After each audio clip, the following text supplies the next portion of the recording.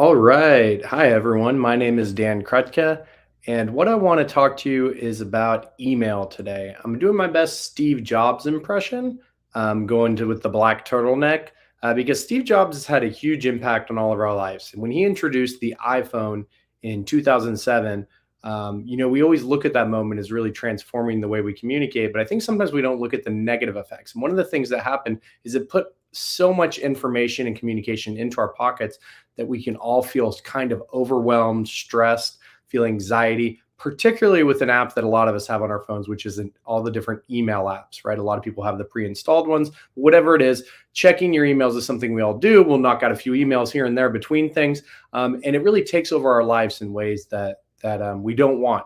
And so I want to talk about some things I've been doing and thinking about to try to make change. This little discussion is going to really follow up on something that I recently wrote. And so let me pull up. One of the things I'm involved in is I'm one of the co-founders and facilitators of the Civics of Technology project. And for that project, I recently wrote a blog post called Maybe Don't Send That Email. And this was really spurred with something I've felt a long time as a faculty member and higher education. I often felt that email was pulling on my time and attention in ways I didn't like. But I recently became department chair, and I've decided if I have this kind of an opportunity to have an influence on protecting other people's time, I really want to make an effort at doing that, because I've always felt like the problems are not things I can fix on my own. Because if the systems are bad, if everyone's sending me tons of emails all the time, it feels like there's not much I can do. And so sometimes we have to solve some of these systems. So I don't want to go over everything that's in this blog post. You can find the blog post at civicsoftechnology.org/blog/maybe-don't-send-that-email. It's going to be in the on the YouTube show notes. You'll be able to find the information for that link, and that link kind of outlines everything and all my influences. I've read people's work like Cal Newport and David Levy and some other people who've really thought about how email kind of takes over our lives. But what I'm going to do in this video is I'm going to go over an infographic that I created. This is kind of me pulling together a couple months of thinking and research about how I wanted to change things. And so since I've thought that my email communication, my workflows have been too fast, far too impersonal, and really lacked the meaning that I wanted. I feel like I'm going to look back in my life and be like, God, I spent a lot of time answering emails. And so what I've tried to go for as I've tried to restructure the way our department is doing their workflows is I want them to be slow, relational, and purposeful. And so I've created an infographic that highlights some of my efforts to do that. So let me go over some of these, and some of these I wanted to make this video to show you how to do them. So these tips, tricks, and ideas can hopefully help you. So the very first thing you'll see here on the screen is the prioritize deep focused work. And let me make this a little bit bigger so you can see the specific items as I'm going over them. There you go. So the first one here on the left you'll see is prioritize deep focused work. That's the aim.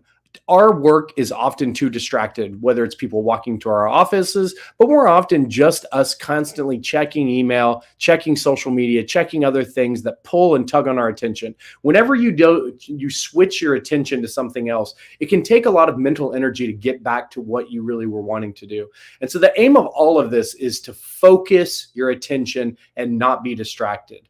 And so the second one is the flip side of the coin, is avoid attention shifting. Multitasking is a term we often use, but in the ways we use it, it's inaccurate. You don't really do two things at once. You shift your attention to focus on one thing over another.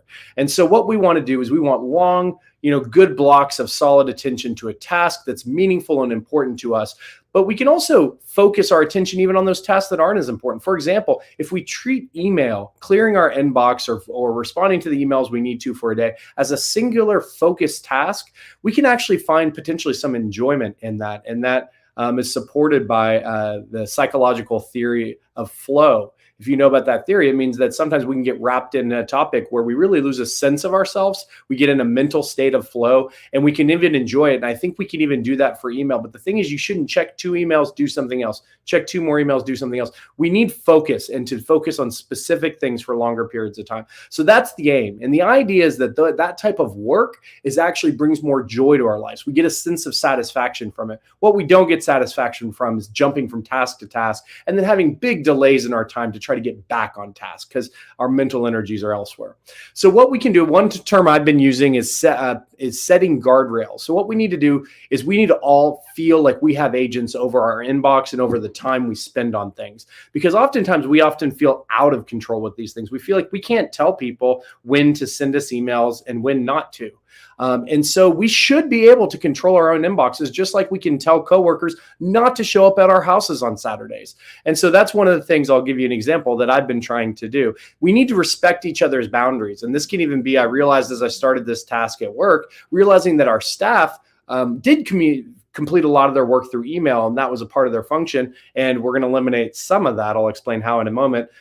But what I also realized is they got a lot of physical interruptions. All the rest of our faculty and other people thought they could walk in any staff member's office at any time. And so we started realizing we needed to put up physical boundaries, which means closing their door. And we've started to create notices we can put on their door that indicate they're in deep focused work. Please come back at a later time. But basically, we sometimes feel uncomfortable making these shifts because they've been normalized, that we just all can interrupt each other's attention, ask for things right at the moment. And I don't think that's a very productive, healthy way of getting work done. So all these things are actually aimed at getting more important work done over a long time. It's about being more productive, because I think these older models of responding to things all the time make us feel productive, but actually don't get the most important tasks done. So, all right, strategy number one I have here that's more specific is to delay discussion items for future meetings. And so if you look right here, this is a board called Trello, but you could easily use just like, the the checklists app or the reminders app on your phone to keep track of these. But these are some people I work with. And what I've done is oftentimes I have little things that I want to ask people or questions or things I want to bring up. They're not immediate, but it's easy. It's so easy to send an email. I often just shoot them an email. What I've started to do is I have a little list here. If you click on these cards, you'll see I'll have a little checklist of items I'd like to discuss. The next time I'm in a meeting with that person, we go through the items. Sometimes I realize when I'm meeting with them that the items have already been resolved. I never even needed to send an email, like something came up or it was taken care of elsewhere. And we find that with emails too, a lot of times, that we didn't even ever need to send them. So the point is, if whether you want to write it down in a notebook or whether you want to use a board like Trello or just use the reminders app on your phone, don't email someone every time you have a concern. Write it down and talk to them about it. And this works best for people you interact with regularly, right? If it's just a one-off thing and it's someone you don't regularly interact with, maybe an email is appropriate. But a lot of other times I get emails, I'm like, let's discuss this. I have 5 questions I need to ask you before I can even answer this email. And so it would have been better as a conversation anyway. All right, so that's one strategy for reducing emails. Another couple strategies I have here that are just a little more general is find places where you can focus. By the way, walking can be a great way to focus, but it takes training and thinking through how you kind of are able to focus as you walk. I think you can actually, do some writing of your papers while you're on a walk, but you have to have real focused energy to think through what you're doing. But closing an office door, finding a space that's without distraction is ideal. I know that can be difficult for people working at home, people trying to get work in with kids around. Those things are challenges, but I think you understand the point, and we all have to kind of make do with what we can in our situations. Find time when you can focus. One effort that I've made, and I'm making in our department, and this is kind of new, so it's kind of, we're easing into it, but I'm trying to get there, is to keep Fridays free. So I'm calling them just focus Fridays, right? Where we have no emails and no meetings scheduled on Fridays. And maybe for you that your focus time you can't make that happen at your work. So maybe you just need to try to use 2 hours early in the morning to block off that time, to not schedule meetings, to really allow yourself to focus. Whatever it is, find extended time. I have heard some people recommend building out your schedule, your whole schedule for the week, right? To include all of the things you want to do, right? So if you want to work on a specific paper that week and you want to get it done, put in 2 hours to work on that paper on Tuesday and 2 hours on Thursday, right? Don't wait till you have time. Build it into your schedule. All right, the next little strategy we can use is schedule emails outside of 8 to 5. And I put Monday through Thursday because I already told you my strategy is to not send emails to other people's inboxes outside of 8 to 5 Monday to Thursday, because I have the no email Friday policy. So if I send you an email and it is 5:01 on Thursday, I am going to schedule it for Monday morning. Okay. So if it's 10 o'clock at night, don't send it straight to the inbox, schedule it. If you've never scheduled an email, a few of my colleagues told me they hadn't. Let me schedule an email here. Okay, let's see. All right, so this email I wrote to myself. It's from past Dan to future Dan. It's saying, please schedule your emails. All I have to do to schedule that emails is to go in here, send later. They have this similar thing. For example, if you use Gmail, and I'm going to just set, well, I don't want to do tomorrow morning or Sunday morning, actually, because I'm doing this on Labor Day weekend. So I'm going to go do Tuesday morning. There we go, 8 a.m. Tuesday. And that email has just scheduled to send. There we go. And so that was an easy one. But scheduling emails is a great way to save other people from getting emails over the weekend. And I know it seems silly. Why don't you just not check your email over the weekend? Well, there is some evidence that our kind of evolutionary need to respond to other people, right? So humans have always been in groups that relied on each other, and responding to each other is an important task and skill. So when I see an email, that kind of evolutionary instinct to respond to it kicks in, and I know I feel that way. And I actually do need to check my email in case there are actually emergencies or other things. Now I'm a department chair. I actually do get some things that are really important, but I want to reduce it down to just those. And so if you can schedule emails, it can save me kind of the anxiety or stress, because if I see your email, I want to respond to it. And so it's going to hang in the back of my head and take up my mental energy on the weekends. Please don't give me labor and work on the email weekends. Okay. Please schedule that email for a Monday morning. And it can be uncomfortable at first to ask people not to send you emails during the weekend, but I've started to make that a habit. But I've also encouraged them, you do the same too. You set your guardrails, because usually you find most people can really empathize with being a little stressed out about their email. So scheduling emails can really help out. Avoid toxic emails requiring immediate attention. I call them toxic emails because we need to get the proper label on. I've gotten in the habit now when people send me same day requests of asking them, why wasn't this done earlier? And sometimes there's a very good reason. Sometimes it might even be my fault. And those are reasonable. But when it could have been done earlier, we need to get in the habit. A guardrail, a way we can push back against that, is to ask people to give us a reason to explain why. And that normalizes the idea that we shouldn't be sending people last minute requests, right? And so that's just something that you can think about and try. Create rules to filter emails. So let me look. I've got an email in here. This is actually something different. This is my automatic reply. Sorry, I had these out of order. Here we go.